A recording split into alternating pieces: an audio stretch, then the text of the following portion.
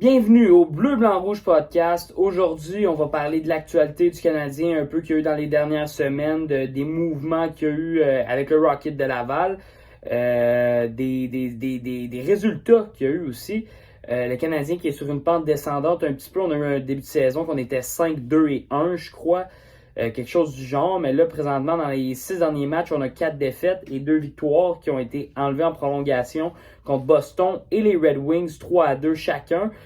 Présentement, le Canadien a un petit peu de misère à gagner des matchs, mais on voit de belles choses. On voit que l'équipe est compétitive, mais c'est surtout les pénalités coûteuses en fin de troisième période qui tuent un peu le Canadien. Les pénalités de manque de discipline, littéralement, c'est pas des pénalités qui valent quelque chose, c'est littéralement du manque de concentration, du manque de discipline de la part de Jacky, de Pearson contre les Canucks. Et c'est surtout ça qui tue le Canadien dans les derniers matchs.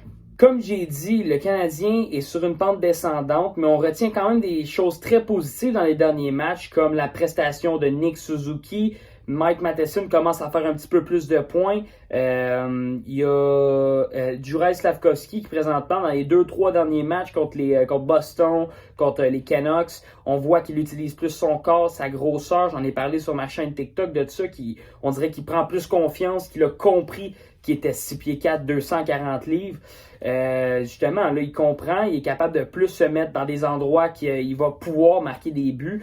Dans le bas de l'enclave, on l'a vu contre les Canucks, il a eu énormément de chance, il a probablement été le meilleur joueur du Canadien en offensive, mais ça se concrétise pas, sauf que même si ça se concrétise pas, on voit qu'il y a des chances. À un moment donné, ça va finir par débloquer.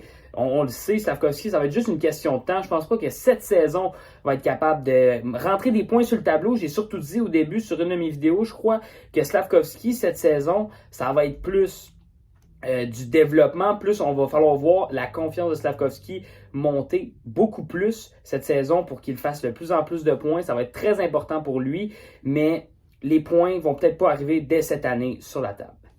On a vu Raphaël Harvey-Pinard cette semaine qui est revenu au jeu. Il a aidé le Canadien. On voit que ça l'aide sur le quatrième trio. Là, ça amène un petit peu plus de dynamisme qu'un Yoel Armia, mettons. On a vu ça. Et là, ça a le fait que Yoel Armia est retourné à Laval pour son séjour est fini à Montréal. Il jouait pas trop mal, mais mettait pas des points sur le tableau comme qu'on espérait après un bon premier match qu'il a marqué, je crois. Va falloir voir qu'est-ce qu'Harvey-Pinard va être capable de donner parce qu'il manque un petit peu de finition depuis le début de l'année à comparer l'année passée qui avait 14 buts, je crois, en 28 matchs, quelque chose comme ça. Je suis pas sûr du chiffre, là, mais va falloir voir un petit peu plus de finition parce que les chances sont là, mais la finition n'y est pas. On a vu aussi Kaiden Guhle dans les dernières semaines qui est revenu au jeu, a manqué 2 matchs, je crois, mais quand il est revenu au jeu, on a vu vraiment un défenseur qui était capable de contrôler le match, là, de contrôler la rondelle et d'avoir un impact sur le jeu, de faire des bonnes premières passes. On a vu le Kaiden Guhle qu'on voulait voir là, se développer.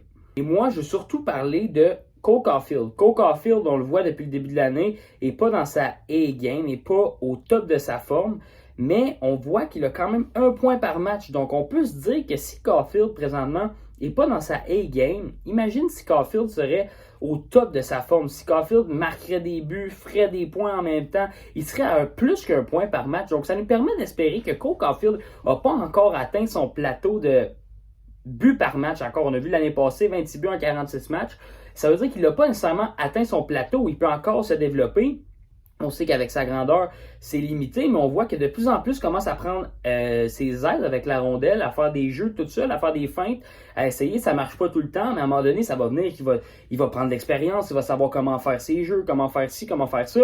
Et à un moment donné, il va prendre plus confiance, il va avoir une meilleure chimie, on va trouver un ailier pour le premier trio, et ça va grandement aider sa production offensive. Et on va voir que dans le futur, peut-être qu'il va encore marquer plus de points qu'on espérait qu'il marque dans sa carrière. Depuis le début de l'année, on voit un ménage à 3 du côté des gardiens de but. On voit Cayden Primeau, Jake Allen et Samuel Montembeault. Et je suis pas nécessairement en accord avec cette décision-là parce que ça fait qu'il y a un gardien qui joue moins que l'autre. Et ce gardien-là, depuis le début de l'année, celui qui a écopé, c'est Cayden Primeau. Mais Cayden Primeau, dans les 2 seules sorties qu'il y a eu, oui, il a joué contre les Devils, mais c'est justement une des meilleures équipes offensives de la Ligue. Et on a vu qu'il y a eu une sortie, entre guillemets, vraiment pas si pire, parce qu'il jouait contre une des bonnes offensives. Les Canadiens n'ont pas joué un bon match, même s'il y avait 879 d'efficacité, quelque chose comme ça. Je crois pas qu'il a joué un mauvais match, a sauvé quelques buts. Et vraiment, pour moi, dans le deuxième match, il a été excellent. Là. Il a joué un excellent match.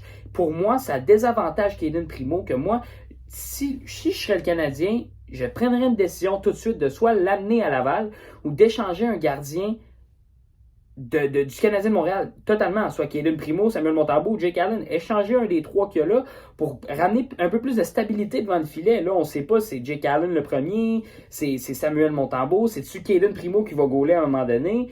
Ça amène juste de la confusion dans l'intérieur de l'équipe. Ça crée des problèmes plus que d'autres choses. Il y a aussi eu la blessure de David Savard. On a vu que Mike Matheson, depuis la blessure de Savard, on dirait que c'est plus le Mike Matheson qu'on a vu l'année passée ou dans les premiers matchs de la saison. On dirait qu'il joue avec un petit peu plus de stress, plus de responsabilité défensive parce que David Savard n'est pas là, fait qu'il ne peut pas se jeter en attaque parce qu'il joue avec un Justin Barron qui lui aussi va en attaque. C'est beaucoup de choses à penser. On dirait que pour lui, ça fait beaucoup. Parce que lui, il se concentrait sur l'offensive, David Savard était à la défensive, ça simplifie un petit peu les choses. Mais là, on dirait que depuis quelques matchs, même s'il accumule les points, Mike Matheson, on dirait que ça l'empêche un petit peu de faire sa job. Il est souvent déporté, souvent tombe sur la glace. Ça déstabilise un petit peu les choses, la blessure de David Savard, c'est sûr. Mais on a vu que si tout se passe bien là, présentement, comme tout se passe bien présentement, là, on a vu qu'il reviendrait dans environ 3 semaines. Fait que ça l'aiderait Mike Matheson quand il va revenir. Il y a aussi eu, il y a quelques matchs de ça, la séparation de Suzuki et Caulfield. Et ça, je suis vraiment pas contre. Après 3-4 matchs, on parlait déjà de séparer Caulfield et Suzuki. Ça, j'étais contre le fait, après 3-4 matchs de la saison, de les séparer. Mais là, après 10 matchs, quand ça marche vraiment pas, c'est sûr qu'on peut les séparer parce que là, tu veux essayer de mouver, de trouver des choses qui vont marcher. Si ça marchait pas, essaye de changer les trios. C'est sûr qu'ils vont revenir ensemble, ça on le sait, c'est sûr à 100%. Mais présentement, c'était pas la bonne chose de les laisser sur le même trio. On va les laisser aller prendre confiance peut-être avec une autre. Et quand ils vont avoir pris confiance, de les remettre ensemble, ça va peut-être créer une autre chimie, une encore plus grosse chimie. Ils vont vouloir rester ensemble. Ça peut juste être bon. Et on voit que Nick Suzuki, avec Josh Anderson et Newhook, il y a une petite chimie qui se développe là. Sur le deuxième trio avec Christian Dvorak et Slavkovski Caulfield aussi, ça marche bien. Pas de but, mais on voit que la rondelle circule bien. Ça peut juste être bon pour les deux pour quelques matchs de les séparer. Et au début de l'année, on voyait le troisième trio de Monahan, Pearson et Gallagher. On disait comme c'est pas un troisième trio, ils vont pas rouler, ils vont pas aller vite, c'est pas des patineurs rapides, mais on dirait que ça, le fait que c'est pas des patineurs rapides, les trois, ça les aide. C'est du jeu qui est un petit peu plus lent, mais c'est du dump and chase qu'on appelle. On dump la rondelle dans le fond de la zone, on va la chercher, ça crée des occasions, ça crée des ouvertures de ligne de passe, ça crée des occasions de marquer dans l'enclave pour Gallagher qui est tout le temps dans son bureau. Ça crée des occasions, on dirait qu'ils nous ont fait mentir sur le fait qu'on disait que ça allait pas être un trio efficace, ça allait être un trio qui allait être lent, qui allait pas réussir à faire des points. Et c'est un des meilleurs trios, des trios les plus réguliers depuis le début de l'année. Gallagher qui surprend, qu'on disait que son contrat est trop bien gros. Ça surprend là, ce trio-là depuis le début de l'année. Et moi, pour ma part, je suis vraiment surpris de la production offensive de Gallagher. Je pensais que Gallagher va jamais te faire mal quand il est sur la glace. C'est surtout à cause des blessures qu'on disait que son contrat était pas bon. Mais sur la glace, quand il joue, il va jamais te faire mal. Et pour finir, j'aimerais juste laisser un petit mot sur Joshua Roy. Joshua Roy qui en 6 matchs avait 12 points. Maintenant, a eu une petite baisse de régime dans les derniers matchs, mais ça, c'est normal. Tu ne peux pas toujours produire à vive allure. Partout où il a passé, il a eu des bons mots de ses coachs. Pour vrai, Joshua Roy, il faut vraiment être patient, il ne faut pas brûler les étapes. Joshua Roy, on va le laisser dans la Ligue américaine encore un bon bout. Et si on a vraiment besoin de lui, on va le rappeler. Mais moi-même, j'aimerais ça qu'on trouve des alternatives si on a des joueurs blessés en haut pour aller chercher d'autres joueurs pour les amener eux et laisser Joshua Roy se développer une année entière avec le Rocket de Laval. Et l'année prochaine, il viendra avec le Canadien de Montréal parce que je veux vraiment pas brûler les étapes avec lui parce qu'il peut être tout un joueur d'hockey avec le Canadien de Montréal. Merci d'avoir regardé la vidéo. Si vous avez resté jusqu'au bout, n'hésitez pas à lâcher un petit like, à vous abonner, à activer la cloche de notification, puis à me poser des questions dans les commentaires. Je vais répondre, je vais lire les commentaires et tout. Donc, je vous souhaite de passer une bonne journée, puis c'est ciao.